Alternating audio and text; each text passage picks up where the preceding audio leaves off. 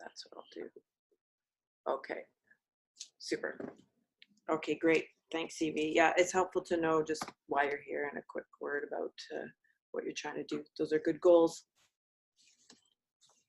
Perfection, not being perfect.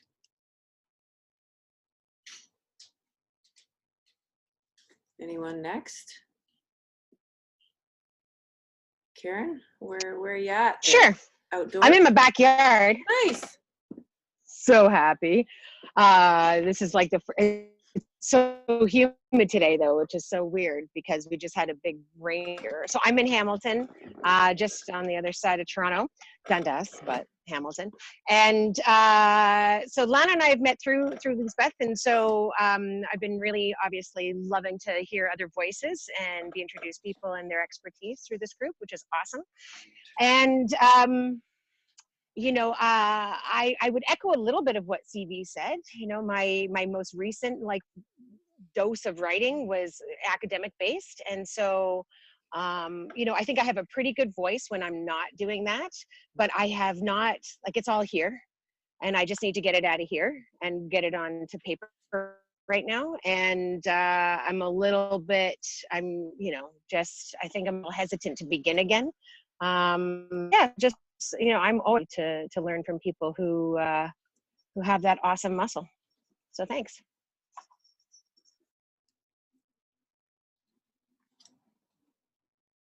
Thanks, Karen. Susan? Susan's iPhone? Hi. Yeah. I'm pretty new to all of this. I am kind of getting back into the workforce in a more pronounced way. I've got 3 kids that I've been home with and homeschooling, and I am just interested to see, just here to listen and learn, really. I don't have a whole lot of writing background, but I am interested in writing and possibly blogging as a part of what I do next. And so I just wanted to be here. Great, thanks, Susan. Where are you physically, geographically? Toronto. And your writing background, what's your what made you join the FEC? How did you find the? I joined FEC. I learned about FEC'er through a podcast, actually, and then I looked into FEC, and it just looked wonderful, so I joined, and here I am. And my writing, I've really only ever, you know, just from university, you know, so not much of a writing background. Okay, great. What was the podcast? Can I ask? Where you? I think it was the Thrive podcast through Startup Canada. Okay, great. Cool. Great. Welcome. Thank you. Who else? Wendy Hayes. Hi. So my name is Wendy. I'm coming from Toronto, and I guess I just am new to this meeting series, so I was just checking it out. Karen, I actually have taken one of your classes at George Brown, so it's interesting to see you here. I'm a digital marketing specialist, a freelancer, and I do copywriting mostly. But I signed up for the event before knowing the theme, but I got extra excited when I heard that the theme was writing. I do some creative writing as well, so I guess I'm just interested in learning and networking and stuff. Awesome.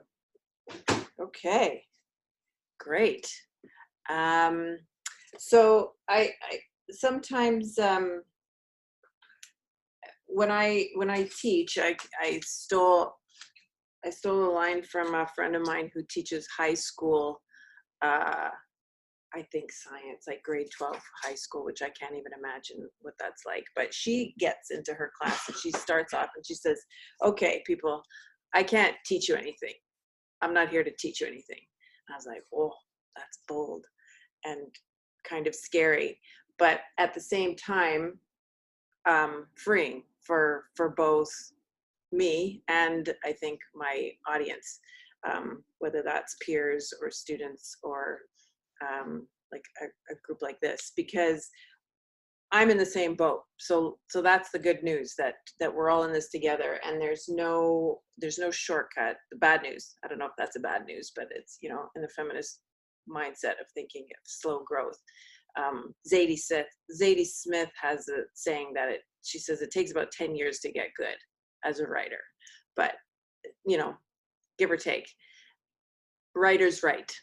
This is the best advice that I've ever heard from anybody. And I mean, I know a lot of you, I mean, CV, you've got a book out there in the world too, so you obviously know what it takes to do that. But in my journeys and in my experience with teaching, it's more that I can guide you, I can make suggestions, I can show you things, I can share my path to help you get on your path. And I think that's been also advice given to me, because in my experience, the biggest thing is accountability, is just showing up to do it. And because everybody, I'm sure you've heard, like, oh, I got this great idea, and oh yeah, maybe you are that person. Oh, I have, you know, I'm gonna write this book, or I'm gonna, you know, start this blog. And they're all great ideas, but the real testament of doing it is actually doing it. And I don't know, Karen, if you say you're scared, did you say scared? Or maybe that's not the right word. Hesitant. It's not scared. It's mostly just, you know, it's just getting, a friend of mine said to me the other day, you know, you can't edit air. Like, you have to do something, right? You got to write something, even no matter if it's good. And I've done morning pages as an exercise, you know, and come back to it every once in a while. But yeah, I'm having a hard time just kind of like sitting down and creating the time and making it a muscle and a process. Yeah.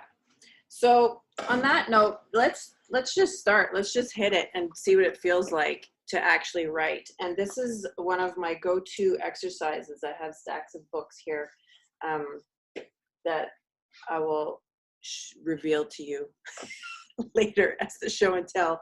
But one of my favorites, I'm going to set a timer because this is what I do. We're going to write just for, this will show you. We'll just do 3 minutes, like start off like a real easy peasy. Because even there's that 3-minute breathing space. I'm a fan of that thing too, because we're all busy in our worlds running around, and it's like, oh, I don't even have 3 minutes. Well, you know what? You do, especially today because you're here. So for 3 minutes, we're going to pick a letter of the alphabet. I'm going to do this with you. The letter, I don't know, what should we do? Any suggestions? We could do L for Lisbeth, F for feminist, C for C. Whose birthday is next? That's always a fun one. I'm in August. I'm August also. I'm August also. Oh my gosh, bunch of Leos. There we go. Well, take P for Petra, since she's not here to represent herself. P for Petra. Perfect. So write the letter P on a fresh page. I should have told people to get a pen and paper because this has to be done by hand. This is no computer. Susan, do you have a paper or a pen? Notebook? I do actually have paper and pen. Okay, great. Wendy, you're set up? Yeah, I'm good. Huge proponent with the pen and paper. That's a whole other thing. But just for 3 minutes, we're just going to write down all the words we can think of that start with the letter P. And if you run out of words, just doodle in the side of your page until something comes. Starting now.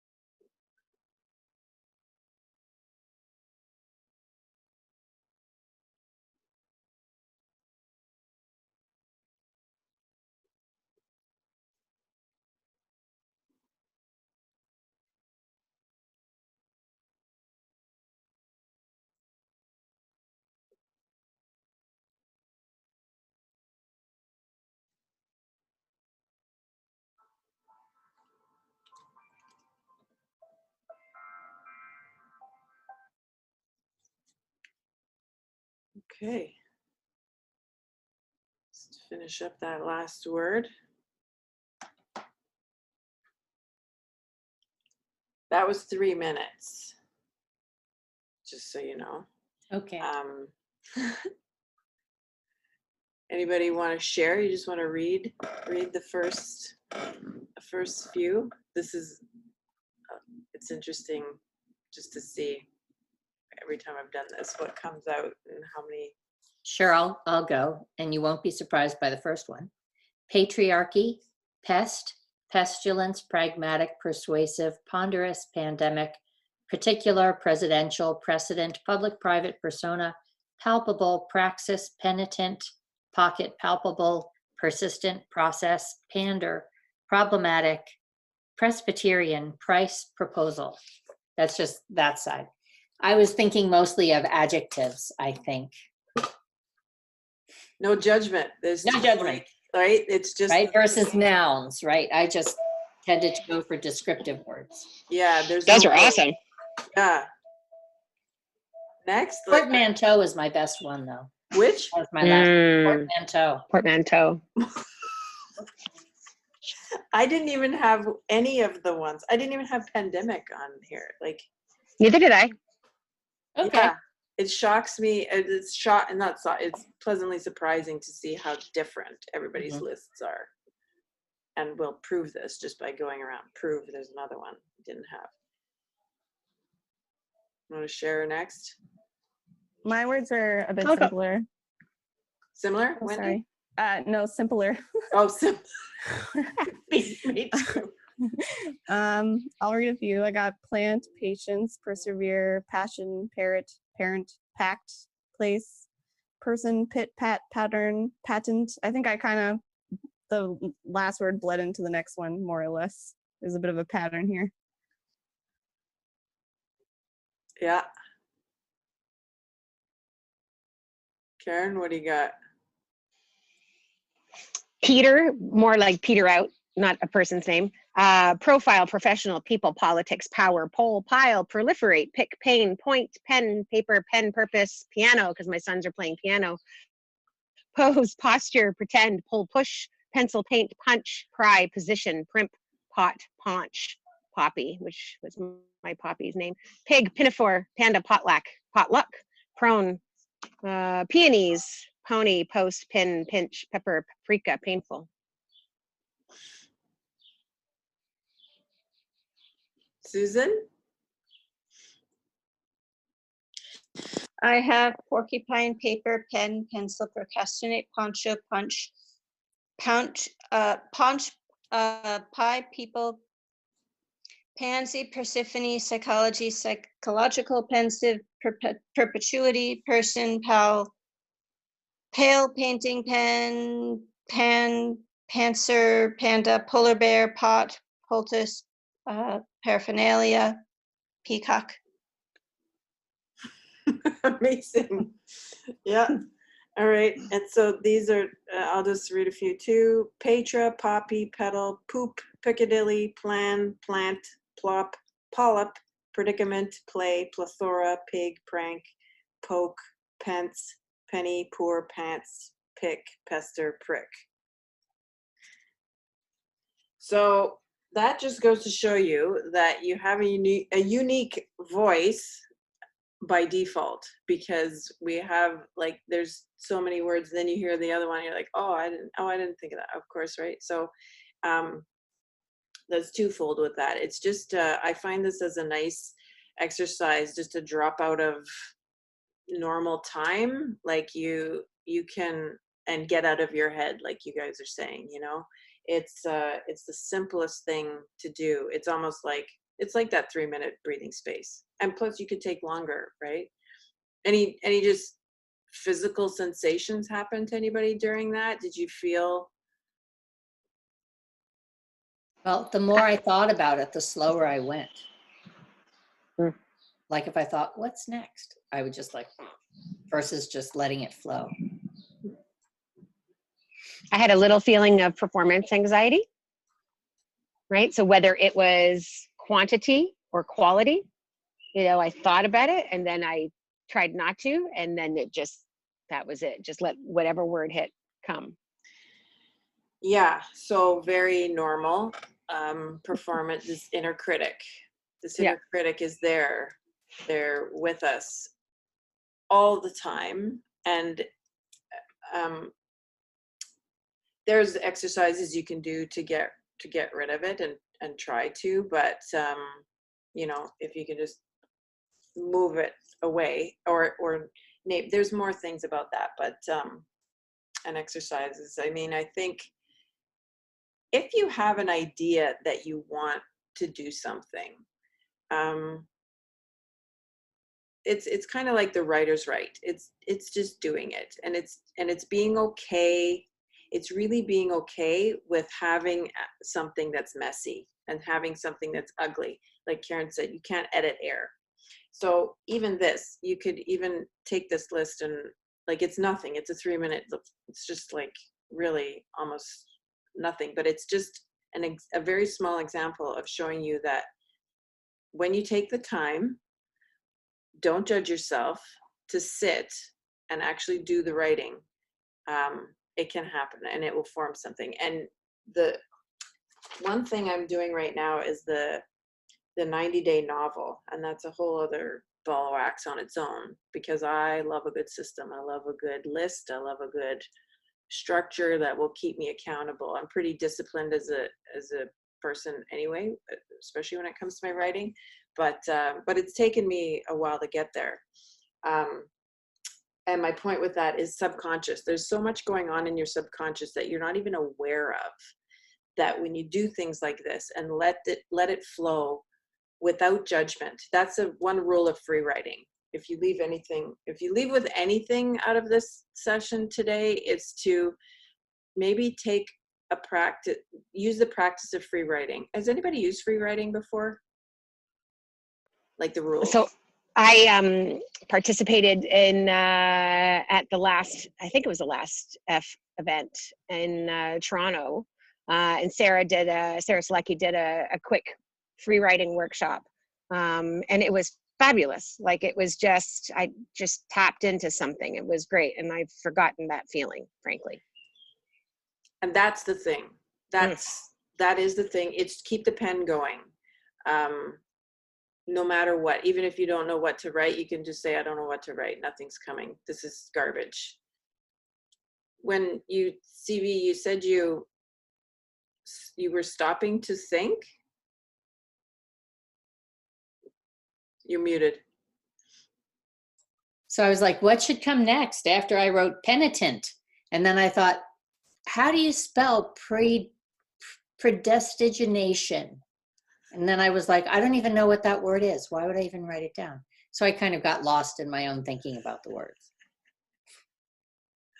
So for what it's worth.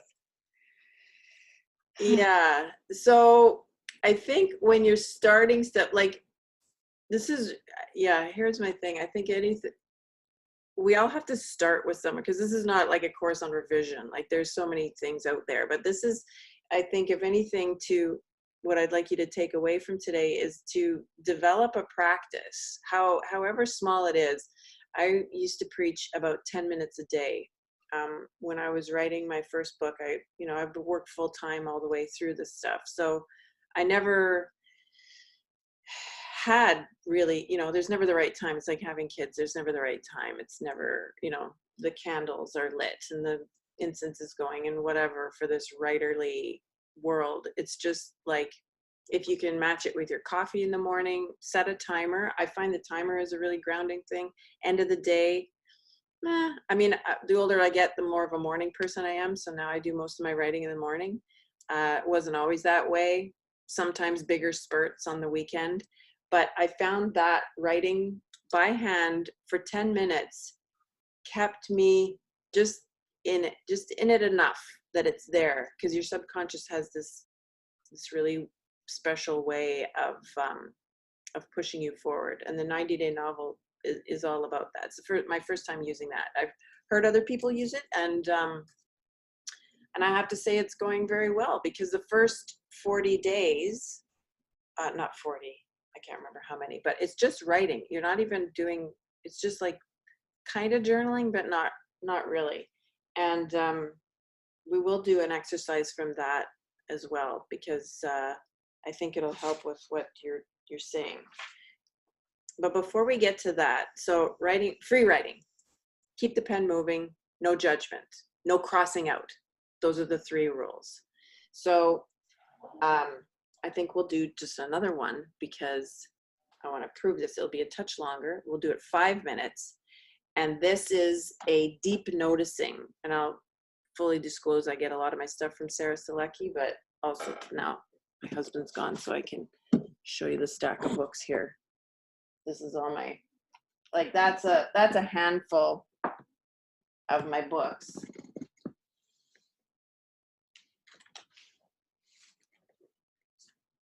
That I've collected over the years. And sounds a bit scattered. I feel a bit scattered today. I was nervous doing this, but I just kind of thought I'm just going to share with them a bunch of stuff. And maybe I'll make a list of those books. My website has some of them, but that might be smart. But let's do another writing exercise because I think this is really helpful for the muscle of what you said at the beginning. This one, new page, a list from 1 to 10, and it's deep noticing. And all it is, you can, and this is evergreen anywhere, in the space around you, write a list of 10 things. It could be, you know, your hand, your chair, the floor, anything. We'll extend this to 5 minutes and see if you can also incorporate some sensory details: sight, touch, smell, hearing, anything vocal if there is. Deep noticing. 5 minutes. Go. No crossing out, no judgment.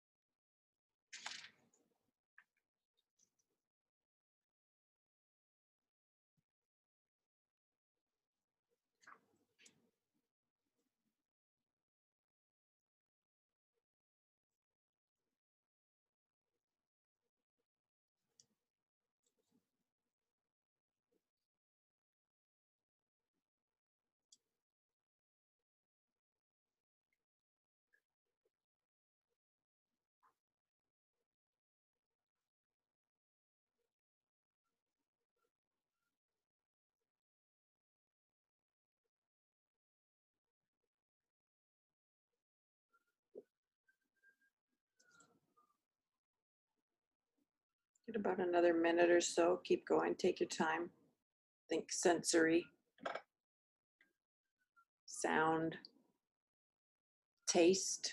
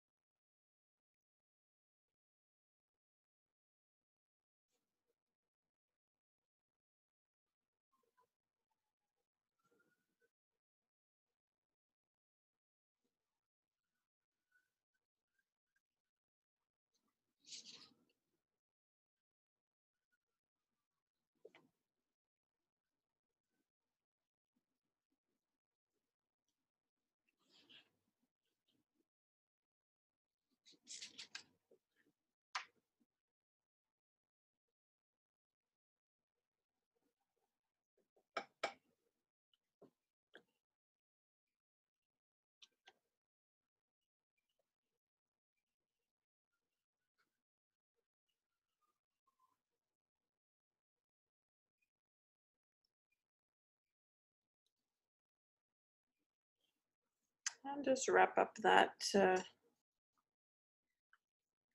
that thing on your list.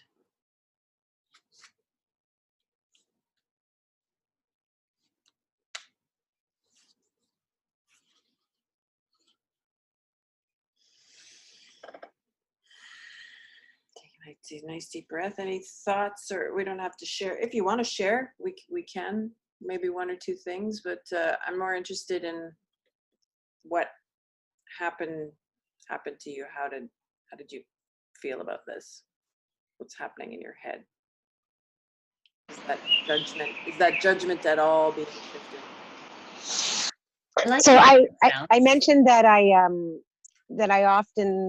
do morning pages, right, in and out. And although I appreciate it as a practice, I realize that it becomes more of like a journal, not in the sense of exploration, but in the sense of observing, just like this happened, I did that, this happened, I did that. And this reminds me of that, right? That it's less, it can be, this is more expressive, but it's the same sort of feeling, like I'm observing and writing down versus exploring.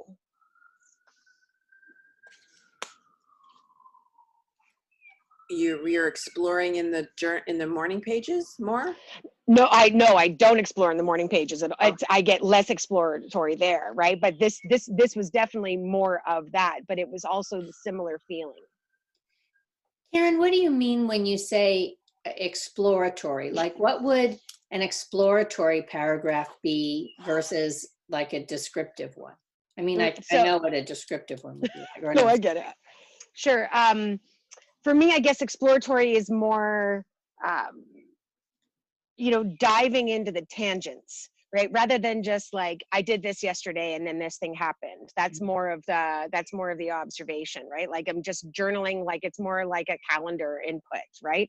Whereas I feel like the exploratory is more, instead of saying, I put the kettle on in the morning, the more exploratory would be, I woke up every day as a kid and my mom always told me to put on the kettle. So putting on the kettle immediately makes me think of her. Like that for me is more exploratory. And I don't know, I hold myself back, I think, from doing that. I don't think I've ever acknowledged it or articulated it like that. So thanks. What's holding you back? I don't know. Maybe it feels indulgent.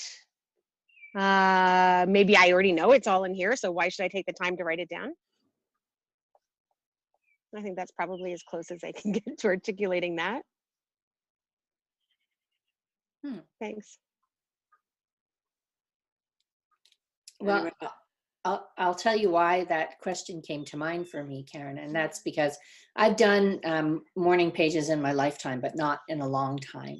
And when we were doing the deep noticing, so I first started with thinking about how my fingers and toes are cold, and I have a new blouse on and my elastic is feeling tight, stuff like that. And then somehow I got to this reflection on how all of the Post-its on my wall, I don't even recognize them as words anymore, and they're no longer guiding me. And why is my wall full of stuff that I'm reminding myself to do that I don't do? And so it became very berating. And then I realized that I only have like 4 modes of writing. I have journaling in my journal about, well, I always write about my horse and what I'm doing with my horse. So I have a training journal. Then I have my journaling journal that I do randomly, which is however I'm feeling. And then I have lists and lists and lists and lists and lists. And then I have like the writing the productive writing that I'm doing in whatever form it is. But I don't have exploratory writing, and I don't ever sit down and think, I'm going to practice describing something with many different kinds of, so, right. and I also don't have, one of the things that I've noticed in much of the writing workshops that are available online or the writing exercises is they are often geared towards memoir or personal reflection, or they're geared towards fiction. And I have not really ever found writing exercises that would develop me as a nonfiction writer. Like, find 3 metaphors to describe coming to feminist consciousness, like stuff like that. I don't have any exercises like that. So just if Sarah asks, or, just tossing that out into the world, if anybody discovers some good way to think about or practice nonfiction writing or get better at nonfiction writing, that would be helpful. I do try to think of metaphors for stuff. Like consciously, I'll think, I should probably have a metaphor for that. But not in a really very organized way. Like for what you, an example of like something you're working on, or? Yeah. So like right now, I'm struggling with the relationship between the path of effort to get women and marginalized people into more organizational roles. So the move for proportional representation. And then this other pathway, which is the actual feminist change pathway, which doesn't depend on how many women are there. And they're they're different paths. And sometimes I look at this path and it just goes to a cul-de-sac of, we just have conventional organizations with 50% women. But I don't want to disregard it. So basically I have 2 paths that are an apple and an orange. So I don't know really how to talk about them. And I've been trying to think about how would I even talk about them? Maybe I would talk about them about driving down a street, because I've already thought about the one as a cul-de-sac, and it's not that that journey isn't lovely and meaningful, and the place that you arrive at isn't maybe better than you were before, but it's not like it's taking you to the transformation. It's a dead end. A cul-de-sac to me says dead end. Yeah. Well, there's a metaphor right there. Yeah. Well, 2 of them. You said that. Yeah. So the cul-de-sac or the apple and the orange. Yeah. Slightly cliche, but still, you could start with that. Just by talking about it, you answered your own question in the same sentence. Yeah. So.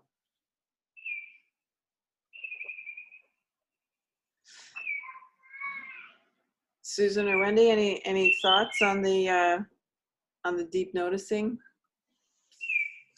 Oh, Susan's going to tend to her kiddo. I think I've never written very academically. I didn't go to school for a long time. I haven't written like an essay in a really long time. So most of my writing is already pretty exploratory and like emotionally based. So I do a lot of writing around, I guess, personal experiences. And I think I learned, or I was fortunate to be taught earlier in my writing journey that like just word vomit on paper and then go back and fix it later. So I think I found this, it flowed well for me, but it was interesting to pick objects. And I think anytime I picked something, I still ended up sort of relating it back to how it made me feel. Because I guess a lot of my writing comes from that emotional journey aspect. But I really enjoyed it. So a question to the group, and just trying to get this to the larger FEC community too, of what do you need? Like, what would you, in a perfect world, we're toying around with this idea of like Write Club, you know, the FEC Write Club, which is, you know, could be a pun on writing and rights and fighting and Fight Club and all the things. But do you want a space to talk about what you're doing? Do you want to have a space to be accountable? Do you need weekly, monthly? And you don't have to answer this right now. It's just kind of something to think about, because this is what Petra and I want to develop. For me, I don't want accountability right now, frankly, because I got enough shit going on, right? Like I really do. And I don't want to feel like I have enough stuff to already commit to. But I loved this carving out this time. Like I was intentional about coming here today to sit and carve out this time, right? And to learn from somebody I have, you know, we've had our one conversation, Lana, right? But to learn from somebody else, right? And because, you know, I've written on my own. And I mean, I have blogs that have like 55,000 views, and, you know, I've had some pretty good like uptick on Medium, a couple of pieces, right? For sure. But, you know, I don't want the pressure of writing a blog every week, or, you know, that's not how I want to approach my writing. And so, I don't know, maybe for me, it's intentionality, right? So I showed up intentionally today to create this time and commit myself to this time. And then just also on my own, like, you know, healing path, it's also, for me, it's 100% validation. But that's like, you know, that's my thing through my life. So I'm working on that part too. But it's, I mean, and CV, you'll really appreciate this, because having, you know, you're in professor world, I'm coming from my master's world, you know, I didn't get a lot of validation for my research. Like I've gotten it from other people and such, but I basically handed it in. They were like, yeah, solid work. And I was like, that's it. You know, and I was hoping for the critique, and I was hoping for like someone to pick it apart and like, you know, poke me on it and push me a little bit. And I found out that that's more an expectation for PhD programs rather, and not so much masters. So that's an education too. So, but that's still part of my experience too, right? So I like sharing and getting that feedback, because that helps too. So that's like that's my own stuff in that space. Does that mean that that there's an opportunity for you to put out pieces of your thesis in blog posts, not on a schedule or anything, but like maybe the way to get the interaction you didn't get before is to put some of those pieces of that work out on Medium or out somewhere? Absolutely. Absolutely. And it's also, I'm also, you know, I had a conversation with somebody today, and it was like, you know, who are you kind of thing. And I'm like, I hate that question so much. And I'm like, okay, my previous world where I've been is one thing. I said, but intentionally where I'm going is all around my research, right? And the impact there. So yes, absolutely. And there's also the terrifying part of, oh, once I start to do it, I'm really putting myself out there. And then what does that mean, right? Because I don't want to show half-assed with it, because that research was so much to me. And where it's leading me means so much to me. So I don't want to haphazard it, right? Like I do want to be intentional about it, and like not to your point, not come with it with a schedule per se, but with a framework that actually honors the work, and then also leads to where I want it to go as well. And that's work. Like that does take work, right? For sure. But those are parts of those considerations as well. Thanks for the question. Are you looking for feedback, Karen? Oh yeah, like I said, like validation is my thing, so always. Well, Karen, I felt so upset when I was talking to Petra yesterday, and I realized, so I was talking to her on Thursday, and I'm like, oh my God, Karen's thing was last night, and I missed it. Like it had been in my head because I didn't know what day of the week it was. And I realized I had wanted to go to your presentation in the evening session, and I completely like somehow it just did not stick to me. No worries. And No and I worries. felt really bad about that because I was, because one of the things that is the most exciting as a researcher, Hmm. as a person who's like digging, is Yep. to have people ask you questions about what you discovered, how you discovered it, where you're going next. And Right. I think the most exciting point of my whole academic life was when I was on the job market, because you go out to 10 different schools and you present your dissertation research, and then they kind of grill you to see how you think. I love it. Right. And don't worry, the whole, actually those whole events didn't happen at all. But that's okay. I'm just, I'm gonna sit with it and figure out how I want to move forward with that. But thank you for that. I appreciate that. But that does kind of shift me to the thing that, Lana, the question that you raised about like, how could the FEC be helpful to anyone who is writing? And one of the things that I would do, and I was thinking about that this morning because I just finished a little writing project, which I will show you because I'm so fucking pleased with myself. Good. So I made this little booklet that is about 20 feminist practices for online meetings. Yeah, and I put it on my blog, and I'm going to put a copy in the FEC. Amazing. Because I just want to say, look, I did this.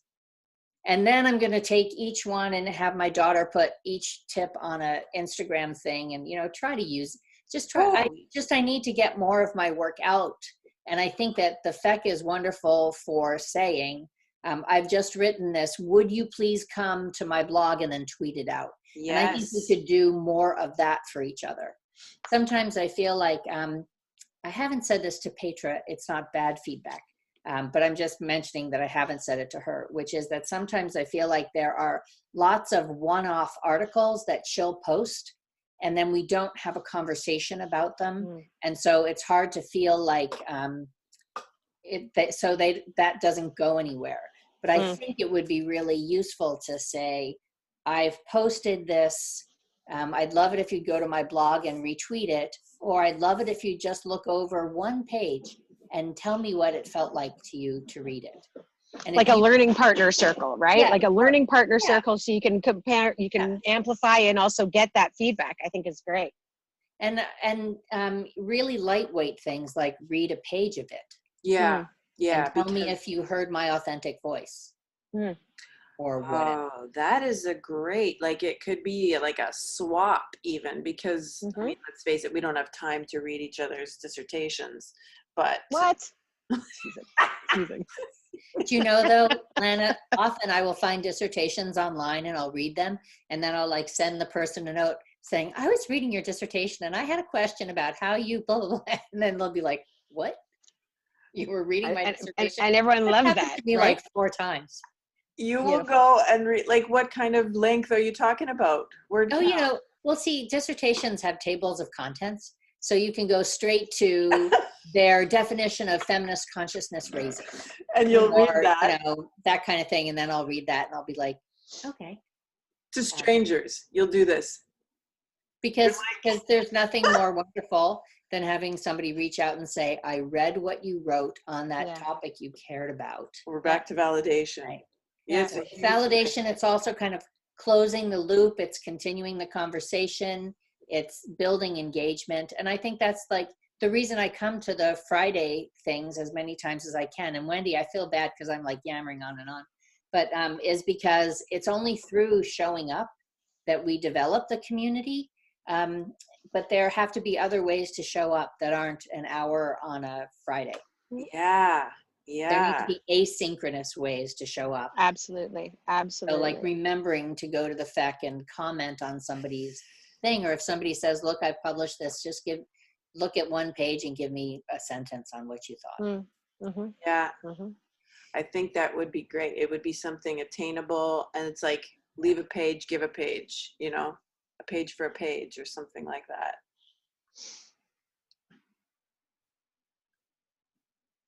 Wendy, what, any thoughts, any needs wants, desires while we blue sky this?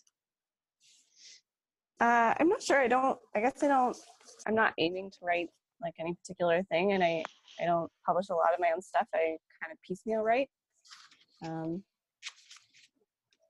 So yeah, this is like my first time showing up to a thing like this, and I'm just like, great. wow, this is all Sorry, very honey. interesting. Sorry. Yeah. Oh, no apologies. No. We're glad to have you here.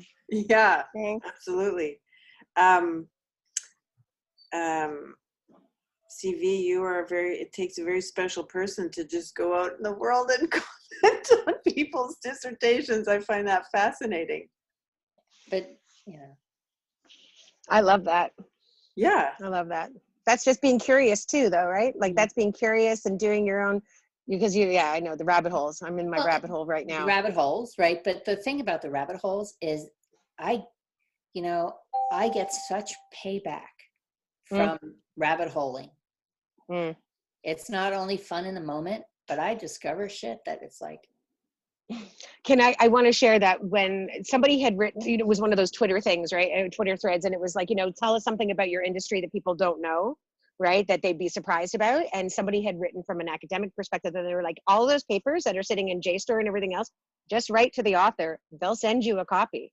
And they love to talk about their stuff. And so I was like, ooh. So when I was doing my research, I was writing to like this, a professor in Michigan who's doing work on on some of the same themes that I was researching, and Ashton Applewhite, who's written on aging, and I wrote to them and they wrote back, right? And I was like, I'm just writing to say I'm doing my thing and I loved your stuff and thank you so much, and and they're like, keep at it. And I'm even just that camaraderie was really, so that like it took a prompt for me to realize that was an okay thing to do.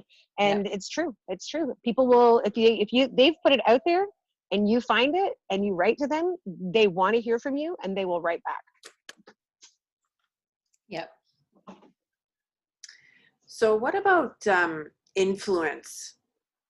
Who influences you, or do you, because reading is another thing, just kind of to dovetail off this too, that where we can be reading each other's stuff, but how do you find,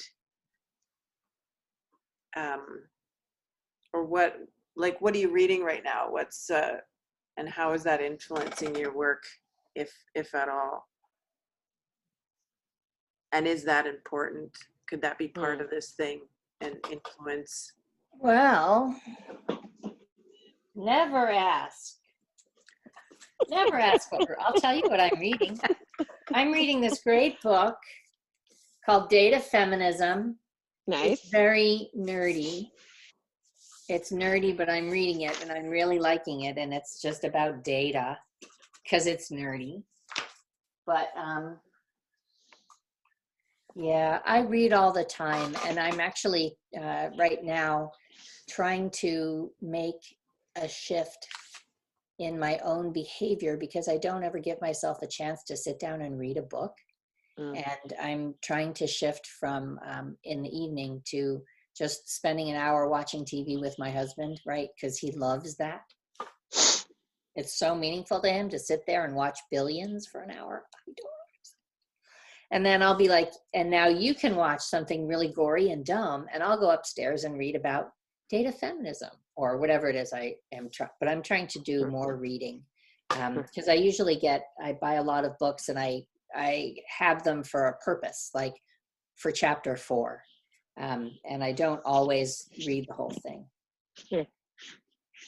I have that Japanese condition where you buy more books than you'll ever be able to read. Yes. I have a thing. I don't care. I'm thinking we're soul sisters on this. Seriously, truly. It's a word. I think it starts with a K, but there's a Japanese word that you will buy more books than you'll ever be able to read. And it's part of it is also because sometimes it's snippets, right? Sometimes it's just like, oh, that's interesting. Sometimes it's like, oh, that's a classic. I have to have that. But I also, I know I'm constantly referencing the masters, but going in my masters, I would constantly walk into Value Village and just walk out with like 50, 60, $70 worth of books that would have cost me $700, $800, $900 worth of books, and all valuable and different perspectives, and some classic, like not some class, like some old stuff that you're not going to find on the modern bookshelf, right? So I love finding some of those old references, partly even just to see where we've come. Like UCV, I read probably 15,000 words a day. A lot of it's online, a lot of it's articles, a lot of it's white papers, a lot of it's that space. So I'm also being very intentional about trying to sit down and actually read a full book. I'm also trying I try to alternate fiction and nonfiction, because I'm constantly fact finding, and I'm constantly rabbit holing, and I'm constantly like reinforcing my learning and finding it from different sources and such. And I love that, don't get me wrong, but also it just like numbs you out after a while. And so if I'm reading something, I'm trying to be more intentional about going and reading, like, my last fiction book was Radiant Shimmering Light, which I loved so much, right? Like I was hesitant at first, and then I was like, oh my God, I thought it was just great. And and I plow through those books, like, in the time I give myself, right? But like a couple of days, 3-4 days, and I'm like, oh, done, right? And it's just so invigorating, and it just changes my reading habit, right? So, so when I'm at my best, I do that in my morning with my coffee, sit down, start my day with just reading. And I'm trying to be more intentional about that. So I'm reading right now. I'm actually deep in like design thinking labs and social innovation labs and all of that space, because I'm writing a piece for a site that I'm joining as kind of like a conduit into social innovation for a community of people.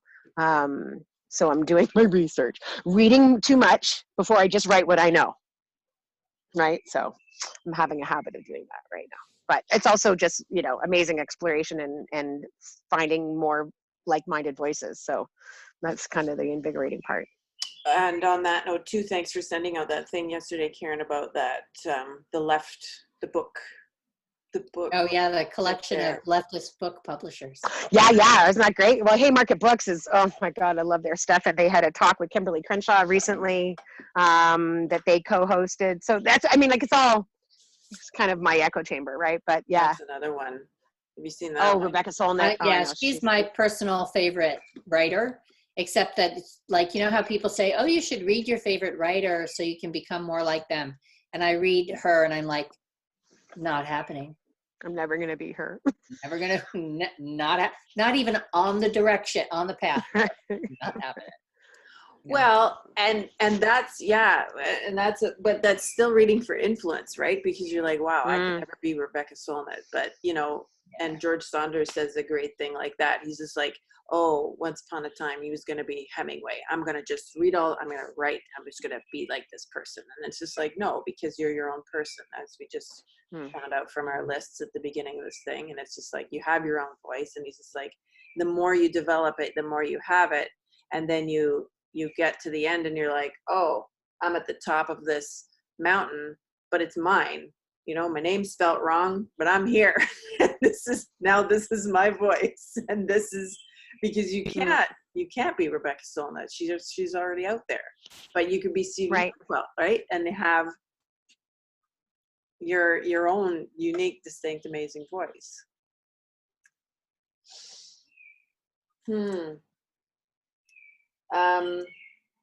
So do you think reading, does this reading need to be part of the Write Club recommendations? There's so much to read, but then you you pass around your lists, and even in Lisbeth newsletter, we're always putting in books there, what we're reading, and I think it's helpful. Like, I always find interesting things from other people. There's only so much you can read, obviously. I wish actually we did have a tag for a reading list, right? That if we could actually include a tag for reading list, because sometimes it's a book and sometimes it's worthwhile, and you want to come back to it. Even the articles, if every article were tagged as a reading list thing, then it would be easier for me to go find the one on blank that came through in my email, but I didn't track it. Yeah. But I will say that I feel much, I almost like don't want to have a reading group, because I think that it's already so easy for me to consume good work, but it's much harder for me to get out my own work. Mm. So I would be less inclined to do like, which is not to say that I wouldn't want to be in a book club, because duh, but at the same time, I need to get stuff out. Yeah, but don't we all just join book clubs and we seriously talk about the book for 30 seconds and then we all drink? Like, isn't that really what happens mostly? That happens a lot, but that happens a lot, but I also think that, like I've actually been in book clubs where we've talked about the books, like for a reason, like, Yeah. Maybe, and to discuss, like read this thing and discuss. Like, I mean, I feel like even in the fact that's happening on so many other levels, that a book is another thing, but maybe it doesn't need to be part of this. I think it's separate. I think maybe keeping the writing space as something that's writing, and that's like this raw, it could be raw, it could be polished. Like, I like the sharing and the feedback, getting some feedback, even on, tone, feel, what is it, what's it about? yeah. Well, the thing is that in the Mighty Networks, you can create these like subgroups, right? So you can create these little subgroups. So you can have a writing group, you can have a book club group, you can have those groups if people want to join them. And I think honestly, people will show up to them or they won't. Yeah. Right. Yeah. Because there is a book club one there now, but I don't think it's really being used to its full potential. It's just building. I don't think I've noticed it. Yeah, well, it's just gotten lost in the shuffle too. But I think that's part of the tagging and the And we're still trying to figure out how to use this platform, right? Totally. So writing goals. We got another 15 minutes here. Do you have any goals? Is there anything that I can help with? Like, I mean, maybe you, instead of just saying, write 10 minutes a day and develop a healthy practice with your pen and paper, but that can apply to any project, or a wish list, like even who you want to hear from, creative nonfiction people, because this is another thing that we could curate just in my own network. Between me and Margaret Webb, we know so many authors in so many different ways, and you, CV, like, I mean, we all know people that could come in and facilitate something. Again, sort of a blue sky wish list. So my goal is to expand my research and write the book. And again, because my research was severe and narrow question, I want to broaden the question, and I want to do that. So, when I finished my program, I said, by the end of March 31st, I'm going to have like the outline of the book, like just the TOC, right? And then I'm ready to I can break that down, and I already recognize there's going to be like a year or 2-year plan to get it written and such. And then of course, thanks COVID. And so it's waylaid a lot of stuff. I mean, I haven't given my own self that goal, right? Like that target date of coming back to that. So CV, when you had mentioned that you saw my, my poster behind me with my Kanban, my Post-it notes, that was the beginning of it. So it's still there. I just haven't, so I picked it up a little bit, but I haven't actually focused in on it. So, maybe some goal setting in the sense of actually, how do you frame out a book and to start to build it out would be helpful to help motivate me to do it. I have resources, I have friends who've written books as well, and, who have helped along in that kind of thing. But, it's always the reinforcement of the message, and the reinforcement of the support is always great. And if you, like you said, you carve out the time, right? You can call them. Yeah, I'll do it. Yeah, I'll get there. Until it's in the calendar, you're not going to do it. Exactly. Right? Well, and also, Karen, I'm chuckling because just, truth here. A couple of our conversations ago, I was like, I really need to reach out to Karen and say, we need to be in an accountability group, because we're circling around. We're doing a lot of the same activities. We have a lot of shared interests, but I just need someone to help me remember what I'm supposed to be doing. So there's that. And then there's also the, like, if you indeed want to set up a writing group, even though you just said you didn't feel like you needed accountability, I personally found that when I was writing my book, and then also when I was writing the book that I never published on the way to the book that I did publish, just having the weekly practice of a check-in about what did you write and what are you working on. And then also sometimes it was a 2-week thing, but just having that check-in really made a difference to me. So that's one thing in the blue sky area. But I'll tell you that I have 2 other blue sky fantasy requests. One is that I wish that there were someone who could walk me through some of the processes for identifying my voice and using like finding my brand persona or whatever it is. That wasn't like me sitting in front of a worksheet and going like, you know, I need a little bit more than what I've been able to find. And you know, informal versus formal. But I feel like I need to have a better sense of what my voice is, other than it being dogmatic. And then the other thing is that I would love, and I could make this for myself, I would love a list of 10 different formats of output that I could do, that I could push my writing to. Because I don't know, like it was my husband who said, why don't you write more about those tips because no one understands it, right? And it's like, oh, and now I made a booklet, and it never occurred to me to make it a mini booklet until I discovered that it was 6,200 words. Right?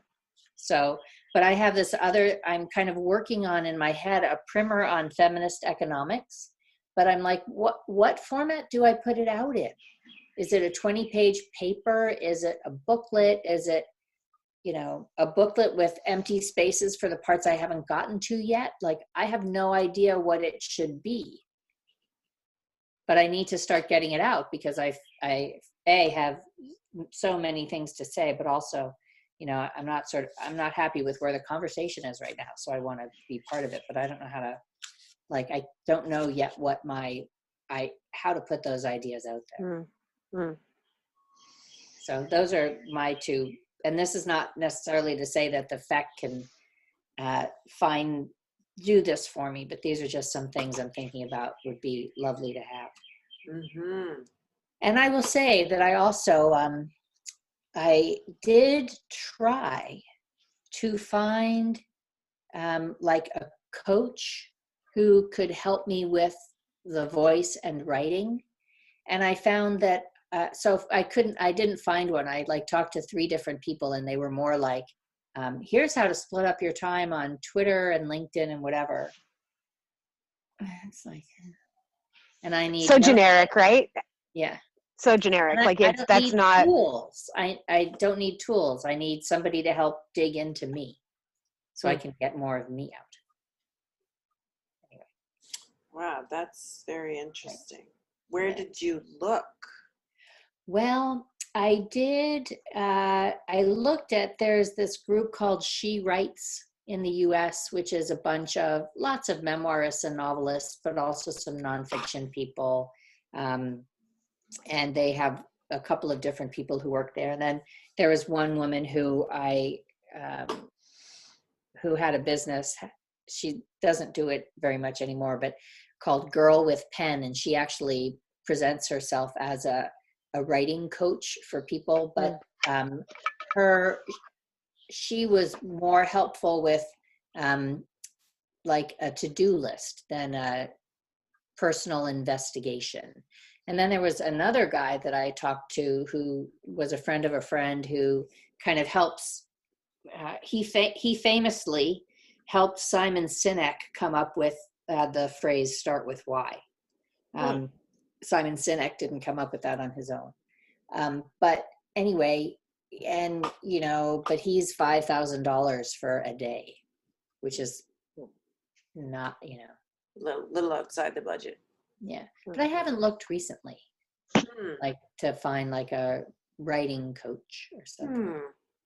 Maybe which is interesting because there's so many articles out there like how to write, but Yeah. And then people But who I will find do like the things- prompts that even Lana just put us through, right? Like those Yeah. prompts can be used to help you find your voice, right? But having somebody who has the knowledge to help you construct it and then identify it and see those things is the key. Yeah, it's like a mentor / coach for, and you're talking CV for your next book, or to what end do you want to find your voice? Good question. You don't have Like to answer. I do have another book in mind, but really what I want to find a way to get my ideas about feminism and business and economics and that kind of thing out in a way that they are more, not palatable, but easier for people to pick up and more exciting. And it's partly, you know, in academics, you are taught to be as objective as possible, which means you remove emotion from your writing. But we also know that emotion is what sells things and stories are what sell things. But I have been taught that stories don't matter, so I don't even capture them. And then I've been taught that emotion is inappropriate. So and so I'm trying to bring both of those back in. But really, I'm just, you know, I want like, I'm sorry, I'm making this an awful lot about me. So I'll finish with this point. But No, don't apologize. And you're bringing up so many familiar issues. many So issues. don't you fret for a second. Well, No. when I was working on this, I actually said to myself, what I'm going to do is just chat in my own little voice and in my own, and it's not going to be perfect, and I'm not going to go over it to like find the right voice. And Lex actually said, oh, I'd be happy to edit it for you. And I'm like, no, I want no editing. It's just going to go out. Yeah. And there's Yeah. like there's one page of it that's like really poorly written. And I'm like, no, I'm just going to get it out there because I want it to be, I want people to know who the person is behind this. Yeah. Well, And that is so, great.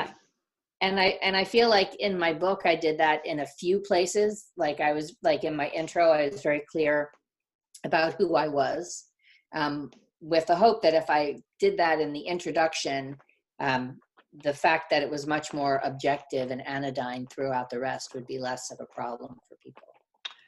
So I'll just ask you this. Have you not found your voice already? Do you not know what it is? Yeah, I don't know what it is. You don't? No. Even it's not reflected in that booklet? Well, you know, it is a little bit, but yeah, I don't know. You can tell me. Do you want to define it for yourself, or you want like? Yeah, so I think about like Kelly Deals in her writing. She really has a lovely blend of her personal insight and her telling people what they should be doing. And I don't, you know, my life is not particularly relevant to the stuff that I want to write about, so I don't have that back and forth. Like, you know. Yeah, so anyway, I'll stop talking here. But it's these big questions. No, yeah, it's great. I think, and maybe this place is could be a resource for just those questions like that. Where do I find this person? You know, off the top of my head, I mean, I feel like I could put it out to the salon. I'm part of this Toronto Women's Writers Salon, and it's a phenomenal resource. I probably wouldn't have even had the book I have right now. I mean, Sarah Selecki's a big part of that. She was a mentor for a long time, but just meeting other authors and seeing what they do, you know, like my sister says, you know, hang around people who are, if you want to write a book, hang around people who are writing books, right? Sure enough, then I have this book because I just wrote a bunch of stuff and showed it to Sarah, and she said, I don't know, it looks like a book. Right. So it's even like your voice, you know, how do I find this? What do I do? One of my things was like the tips for keeping yourself accountable was like a buddy system. And here we are, the three of us left on this call, where it's like, you guys are. I'm okay. Oh, well, maybe I need something. Set up a system where your pages, and I've done this too. When I was offered a work period of time, and my friend was off as well, wanted to get a screenplay done, 10 pages a week. Where's your work Wednesday? Of course, I always have to have a name, Nice. a title. Showed up, literally printed the pages, exchanged them in person, tactile, done. Yep. Had a shitty screenplay at the end of it, but it was done. Then there was something to edit, you know? Right. Exactly. Something to work out, right? And work against. Absolutely. Yeah. And, you know, to your point earlier, CV, when you mentioned about accountability, I think part of it is also that whole validation for me, right? Is also, I don't want to be a burden on people. Like, I want people to come to me and work with me because they want to work with me, not because I've asked them and they feel obliged, or like there's like a debt to pay, you know what I mean? Like, I don't want the relationship to be that way, right? And I've tried like mastermind groups and stuff like that, and I always become the font of knowledge and like help everybody else with their shit, and I've got nobody to fucking give me any fucking feedback or like help me along. And so I'm just, and it's not a hierarchy thing. It's an experience thing, and it's a mindset thing. And I'm tired of always being in service to others. Like, when I do it, I choose to do it. So that's not a thing, right? Like, if I choose to volunteer and I show up for something, but if I'm asking for that kind of that collaboration, and I'm asking for that mutual give and take, I've never fucking gotten it back. So when I say I don't want to, like, you know, get into something where there's an obligation, because, you know, just like fucking high school, I do all the work and everybody else gets the mark, and I did all the work, right? And I'm just not interested in doing that anymore, right? So, but with that being said, you know, present company included, right? This feels very different, and this feels, you know, much more, I don't know, willing, able, you know, accessible, than those other frames that I've tried to work that just don't. Because this is the thing, that it could be this, even the page, give a page, take a page, like it has to work that way. I also have a writing group, and I've had several over the years, but the one that stayed solidified is and we've reshaped it. It's like, depending on what people need. Okay, I'm working on something right now. Now we're meeting more because we're all offline or online, but it was like it was like at the last Friday evening of every month. There's 4 of us. Get it too big and it's too unwieldy, and people don't get enough. You don't get a turn enough, you know. So it was like the last Friday of every month. Meet at somebody's house. Submit your piece, like had a word count, 5,000 words ish. The week before, make your comments either online. Come discuss. The person who's getting reviewed doesn't say anything. And then you get your feedback, right? So I think that might be something even for your voice, right? Like, if you're just putting out stuff out there, and, you know, maybe not, but maybe for the page thing, that could be a system that it's like, and then you give people, and you're setting expectations too, because people know, like, oh, how much comment do I need? Like, you need a paragraph, or, you know, 2 things that work, 1 thing that could, questions, something that's working, something you have a question about, something that needs improvement or that's unclear, something like that. Set some rules, and then knowing that you have to put something in to get something out, right? Like, you can't just put your thing there. You have to also commit that, because I think that's the only way it could work. And then people drop off, right? If they're like, no, I'm not working on anything right now, I'm going to step back. Because I don't have anything to give. I can't. I'm not allowed to get, right, to keep it fair. But anyway, the system has worked well for us on that. It kind of sounds like Zoetrope. Do you remember Coppola? Coppola, his website. He used to have this website 20 years ago, and it was Zoetrope, and it was, you were writing, and then other people were commenting on your writing, and you were, you know, providing feedback, and it was kind of like that. It was like a credit system. I can't remember really, but it was like basically you have to participate to be able to get people to read your other pieces as well, right? So it was very much a give and take, but it was built into the kind of the framework of the community that way. Yeah. Right. But yeah, I don't have answers in the sense of like, how do you make it egalitarian and how do you make it so people want to show up, right? And kind of thing. I mean, frankly, this sizes works for me.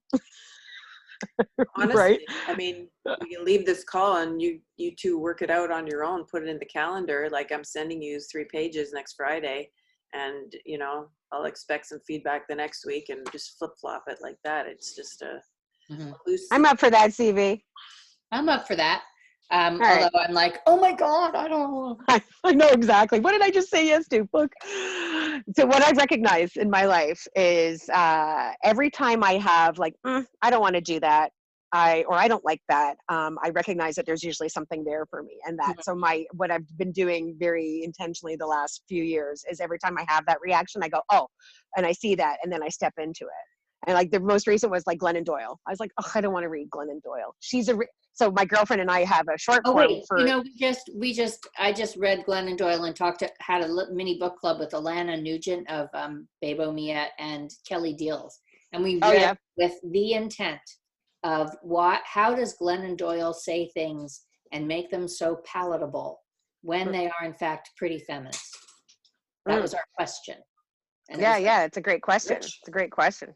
Anyway, but about Glennon Doyle. I don't particularly like her thing, but no, this is have you read Radiant Shimmering Light, CV? No. I highly recommend it. I really do. So it's a satire, right? But it's also very, very I know it's hard for me to describe the book. I thought it was like really insightful, and there were some really beautiful moments of like real people vulnerability and such, but it's also very satirical. But my girlfriend and I call those women the RSL women, right? Because we're just like, they're all like, you know, oh, they all walk around with their beads and they're doing their like, you know, yogi shakes, and they go away for their weekends to revitalize themselves, and they all sign up for programs and stuff, and I can't. So we do call them ourselves. So but I have that kind of reaction to Glennon Doyle, right? Like I'm like, she's just a little too hello warriors, and I just go, it's not my thing. But I have to say that when I read and I haven't read Untamed yet, but I did read Love Warrior just recently, and I was very moved by much of her book. The God stuff is not my stuff, that's fine.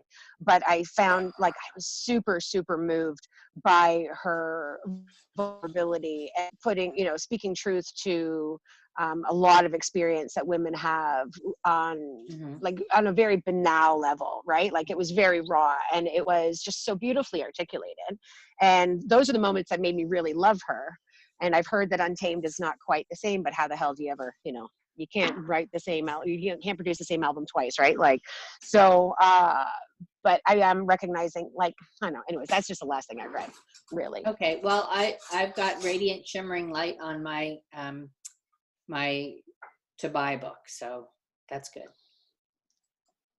I think you'll enjoy it. I do. I think it's also a wonderfully light read, and I think she taps into a lot of the stuff we've even just read today.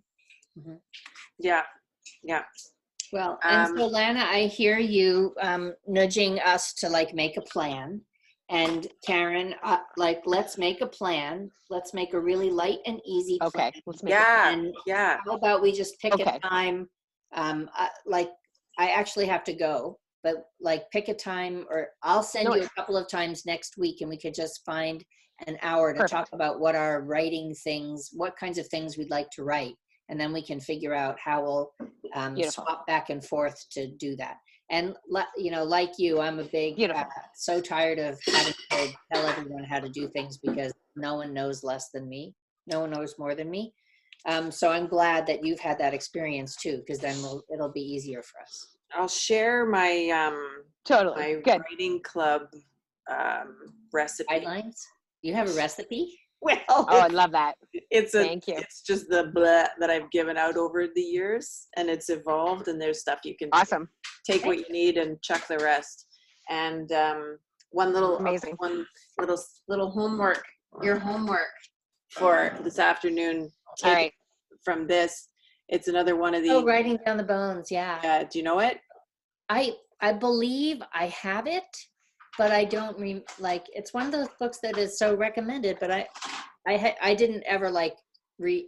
If I read it, it was when I was writing my Who's dissertation. the author? Natalie Natalie Goldberg. This is the little pocket. Got it. Thank you. Anyway, it's to choose a color. Excellent. Okay. Color, and this is evergreen too. You can not just do it today. You can do it every day if you want. Pick a color, go for a walk. Just notice everything that's that color, and then come home and write for 5 minutes. Okay. Okay. That I can do. Awesome. See, and that should be the impetus for your light attainment. Right. Friday, 4:30. Okay. 4 pages. So, Right. Right. Before we go, we just have to do like our feminist fist bump and say thank you. Thank you. It's been a great week. Yeah. And it's like, Oh yeah, I didn't even like check in. I didn't even say how are you. well, that's okay. We're like, but in any case, so it's nice to see you both, and thank you. It's always a pleasure to see your faces. Yes. Yay! Two-handed boom. Have a great long weekend. Yeah, CV, join our long Thanks for the weekend. time, women. All right. Thank you. Bye. See you. Bye.